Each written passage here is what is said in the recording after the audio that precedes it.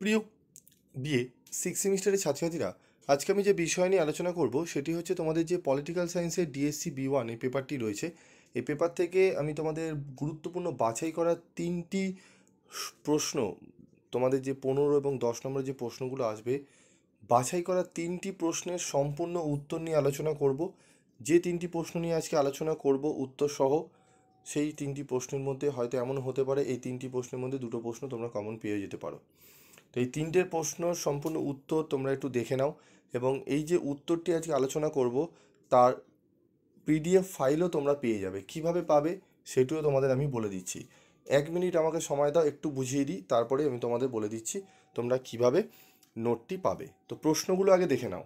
গৃহস্থ হিংসা নিবারণ আইন 2005 সংক্ষেপে আলোচনা করো।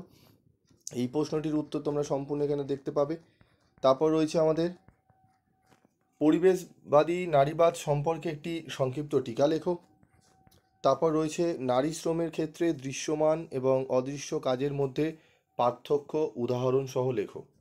তো উত্তরগুলো আমরা চলো এক এক করে দেখে নিই। প্রথমে আমরা চলো নিচের থেকে শুরু করি। আমাদের যে প্রশ্ন রয়েছে নারী শ্রমের ক্ষেত্রে দৃশ্যমান এবং অদৃশ্য কাজের মধ্যে পার্থক্য। তো ভূমিকা আমাদের একটু দিতে হবে। নারী শ্রম সমাজ ও অর্থনীতির গুরুত্বপূর্ণ অংশ হলেও এর একটি বড় অংশ দীর্ঘদিন ধরে উপেক্ষিত হয়ে এসেছে। নারীরা শুধুমাত্র গৃহস্থালির কাজেই নয়, কৃষি, পরিষেবা, হস্তশিল্প প্রভৃতি ক্ষেত্রেও গুরুত্বপূর্ণ ভূমিকা পালন করেন। এই শ্রমের কিছু অংশ সমাজে দৃশ্যমান, আবার কিছু অংশ অদৃশ্য, ইনভিজিবল হিসাবে থেকে যায়। দৃশ্যমান নারী শ্রম সম্পর্কে একটু ধারণা দিতে হবে তোমাদের। এ ধরনের কাজকে সমাজ ও সরকার স্বীকৃতি দেয়। এই ধরনের কাজের জন্য পারিশ্রমিক দেওয়া হয় এবং কর্মীর পরিচয় ও কাজ সরকারি নথিতে লিপিবদ্ধ থাকে।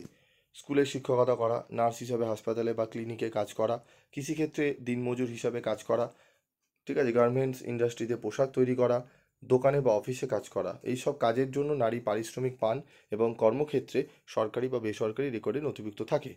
অদৃশ্য নারী শ্রম, এই ধরনের শ্রম সমাজ বা সরকার স্বীকৃতি দেয় না, এতে পারিশ্রমিক নেই এবং অধিকাংশ সময়ই এই কাজকে কাজ হিসাবে গণ্য করা হয় না।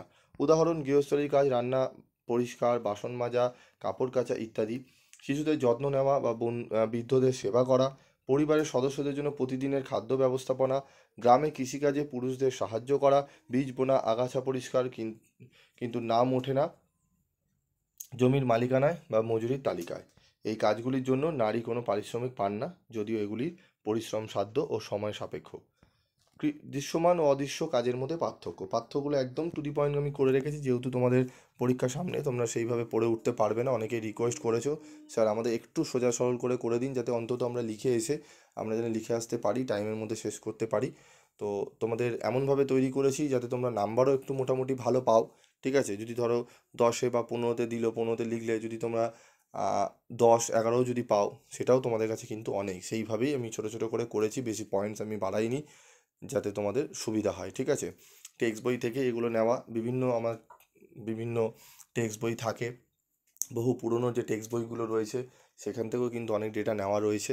তো এগুলো তোমাদের খুঁজতে বা করতে অনেক সময় সাপেক্ষ হয়ে যায়, আমাদেরও অনেক সময় লাগে, যার জন্য আমি দিয়ে উঠতে পারি না। এবং আমি যেটি দিই সেটি খুব পুঙ্খানুপুঙ্খ বিচার করার পরই তোমাদের দিই, কারণ এটি তোমাদের ভবিষ্যতের ব্যাপার।